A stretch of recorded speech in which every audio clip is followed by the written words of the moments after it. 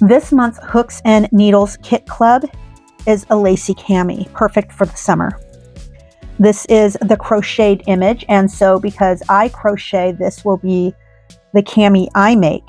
However, if you are a knitter, you may be more interested in following this particular pattern. That's the one thing about the Annie's Hook and Needle Kit Club is they typically give you an option between a crochet pattern or a knitted pattern.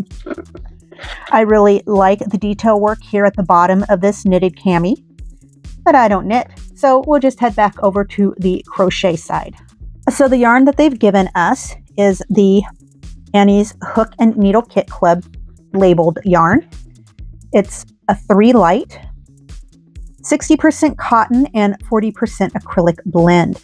This is a 3.81 ounce skein, and for your 3.81 ounces, you are going to get 345 yards. Now, they tell us that we can wash this in a cool washing machine on gentle. We can tumble dry it at a low heat on gentle. Do not bleach, do not iron. The yarn itself is a solid 3, and it doesn't feel so bad. It's not, I don't know, I'll have to work with it a little bit, but so far I'm not terribly unhappy with it. I'm not put off immediately, so it'll be interesting to see how this works up.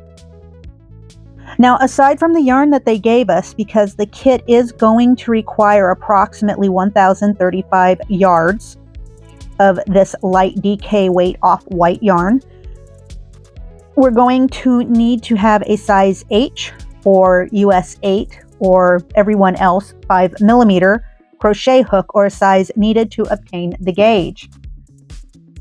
I'm going to use my size 7 tulip 4.5mm because my tulip hooks are just ever so slightly bigger than what they say a 4.5mm should be. So this is going to measure out at more like a 4.75mm, and that gives me, with the way I crochet, that gives me the gauge that I'm looking for with this project. Also, I'm going to need a tapestry needle. So there's not a lot of extra that I need here, and everything that I will need is already going to be available to me, or presumably be available to me if I crochet kind of regularly. And then the next thing I wanted to point out was the special stitches. So we've got 3 different stitches that they consider special stitches that we're going to be utilizing, and that's going to be the shell stitch, a V stitch, and then also a single crochet join. Then there's one other thing that I want to bring your attention to before I actually make this shirt, this cami. And so this is an advanced beginner or an ambitious beginner level piece. That's what they tell us. And then these instructions that they give us are given to fit a size small. And then we're offered changes for medium, large, and extra large. So that makes me wonder if I'm going to have enough yarn. I'm assuming that they've given me enough yarn to do an extra large, but an extra large is what I'm going to make at any rate. And it's going to be interesting to see if there is actually enough yarn given to make the extra large size. I presume that there is. It's not real specific. The instructions with regards to that are really general. So I guess we'll find out as we go along. All right, I'm going to go ahead and get started. I will meet you back here in just a second or two, and I will discuss what I thought about the kit, how I liked working with the yarn, how the cami worked up. I will reveal it, I will review it, and then I'll leave the floor open to anyone else who might have a comment or two to place in the box below. Hello, my name is Sig, and this is Essential Crochet, and you, of course, are always welcomed here. I'm a little late with the introduction with this video, but that's okay. So if you've stuck with me this long and haven't already subscribed, please do us a favor and subscribe to this channel so you don't miss any further kit unboxing, reveals, and reviews. Don't forget to hit the like button and the notification bell. First off, there was clearly enough yarn available to make the extra large cami. In fact, I even made the cami an extra inch longer. And I still have this much yarn left.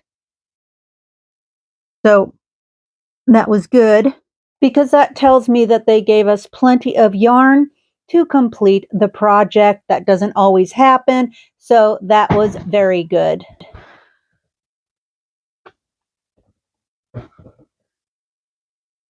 Next, the yarn was okay to work with. I mean, it moved along pretty quickly, but I didn't really much care for the slight drag that it had on my hands.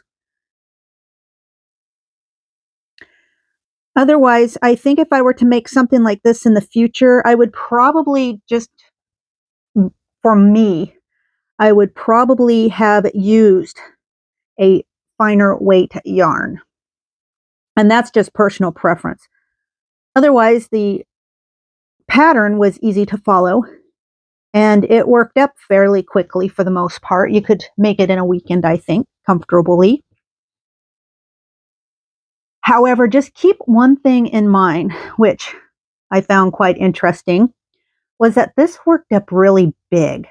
So the extra large could easily fit a 2X person, maybe even a 3X person, depending on how they carried their weight. So that was one thing. Also,